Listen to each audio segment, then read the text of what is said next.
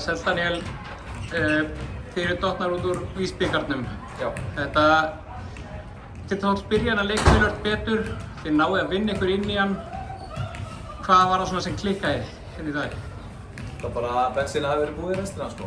Og svo erum við bara, við erum ekki að fá framlag frá lykilleikmönnum í bara í eiginlega allan leikinn sko. Hvorki varnaði eða sóknarlega. Og það var bara svona, hjálpaði alltaf ekki til sko.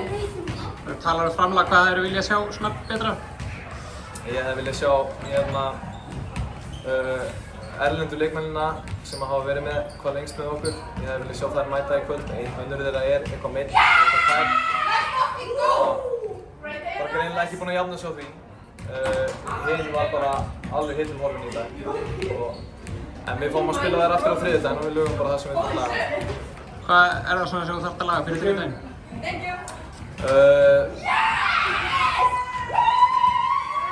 Ég veit ekki, þetta byrjar held ég aðalega bara í hausnum á okkur. Við töpum síðasta deildarleik bara mjög illa. Við einhvern veginn berum það með okkur inn í fyrri hálfleikinn í þessum leik. Og þær þurfa bara að læra að hrista það af sér. Sem nýliðar í sér deildar. Við erum alltaf að fara að tapa 2 leikjum í röð á einhverjum tímapunkti og þær þurfa bara að læra að glíma við svoleiðis mótlæti. Takk fyrir, gangið vel. Takk.